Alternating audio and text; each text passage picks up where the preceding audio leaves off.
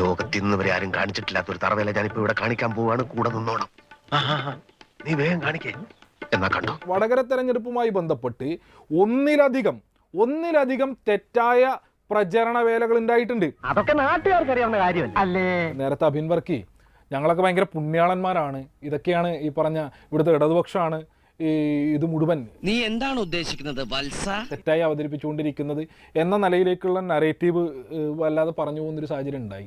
ഓഹോ, കഥ അവൻ അങ്ങനെ ആക്കിയല്ലേ? ഇങ്ങനെ ഒരു കള്ളൻ കുറെ നുണ പറയാനും നീയൊക്കെ അത് കേട്ട് വായും പൊളിച്ച് നിൽക്കാൻ അഡ്മിൻസിനെ തപ്പിയിട്ട് AK സെന്ററിന്റെ മേശക്കടിയിലേക്കൊന്നും പോകേണ്ടതില്ല. അഭിൻ വർക്കി സമയം കിട്ടുകയാണെങ്കിൽ ഇന്ദിരാഭവനിൽ ശ്രീ K സുധാകരന്റെ മേശക്കടിയിൽ തപ്പിയാൽ ചില ആളുകളെ കിട്ടും. ആവേശം കൊണ്ട് ഓരോന്ന് വിളിച്ചു പറഞ്ഞ് തടിയേടാക്കണ്ട, പണിയെടുക്കാതെ ജീവിക്കാൻ നോക്ക്. ഇവരുടെ ഔദ്യോഗിക ഹാൻഡിലാണല്ലോ കോട്ടയം കുഞ്ഞച്ചൻ നടത്തിയ നവമാധ്യമ ഇടപെടൽ DYFI നേതാവായിട്ടുള്ള രാജ്യസഭാ അംഗമായിട്ടുള്ള A റഹീമിന്റെ ഭാര്യയെക്കുറിച്ച് അസഭ്യം അശ്ലീലം നവമാധ്യമ പ്ലാറ്റ്ഫോമുകൾക്കകത്ത് എഴുതി നിറയ്ക്കുക.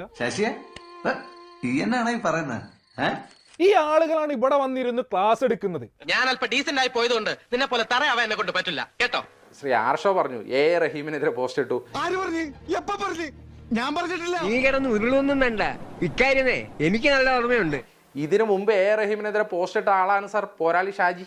അതെന്താ, നിങ്ങളുടെ കൈ ആരെങ്കിലും കെട്ടിവെച്ചിട്ടുണ്ടോ? പോരാളി ഷാജിയുടെ അഡ്മിനെ കണ്ടെത്താൻ നിങ്ങൾക്ക് യാതൊരു സിസ്റ്റവും ഇല്ലേ? അതോ കേരളത്തിന്റെ ആഭ്യന്തര വകുപ്പ് അത്ര പരാജയമാണോ? മിസ്റ്റർ ഭരണകക്ഷിയാണ്, നിങ്ങൾ ഇതിൽ ദുഃഖിക്കേണ്ടി വരും. എന്തായാലും നിന്നെ ഇനി ഇവിടെ വെച്ച് പൊറിപ്പിക്കുന്ന പ്രശ്നമേ ഇല്ല. അത് അങ്ങനെയാണെങ്കിൽ ആ ആഭ്യന്തര വകുപ്പ് കസരയിൽ നിന്ന് അദ്ദേഹം മാറി വല്ല വാഴയെ കൊണ്ടുവയ്ക്കുകയാണ് നല്ലത്. കിട്ടിയാ? ഇല്ല, ചോദിച്ചു വാങ്ങിച്ചു പോവാ. എന്ത് പറ്റി ശ്രീ ആർഷോ?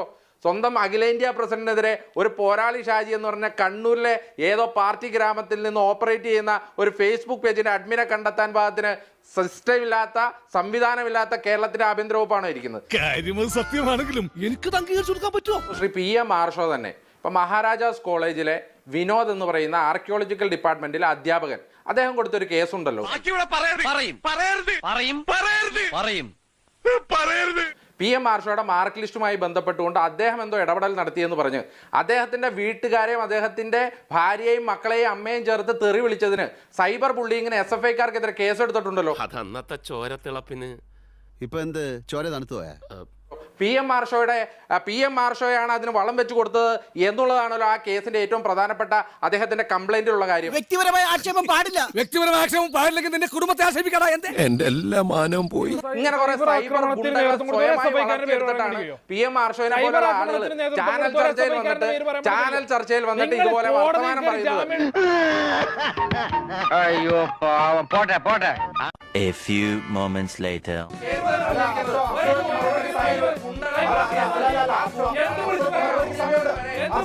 ഇതൊരു നടക്ക് പോണ മാതിരില്ല. അയ്യോ കഴിഞ്ഞില്ല ഇനി കുറേയുണ്ട്. ചിരി മണ്ണ് തപ്പും. ഒരു സോഷ്യൽ മീഡിയ പോളിസി ഈ രാഷ്ട്രീയ പാർട്ടികൾക്ക് ഉണ്ടാക്കാൻ കഴിയുമോ എന്നൊരു പരിസമാപ്തിയിലേക്കാണ് ഈ ചർച്ച എത്തിക്കാൻ ശ്രമിച്ചത്. പക്ഷേ ഈ എല്ലാരും കൈവച്ചല്ലോ, ഇനി ആർക്കും പരാതിയില്ലല്ലോ. ഇതൊരു കാര്യം മറ്റേടത്ത് ഐഡിയ ആയിപ്പോയി. അവിടുന്നും കിട്ടി ഇവിടുന്നും കിട്ടി. ഇനി ഇവിടെ നിന്നാൽ എന്റെ പണി പോവും. ഇവിടെ ഊരാ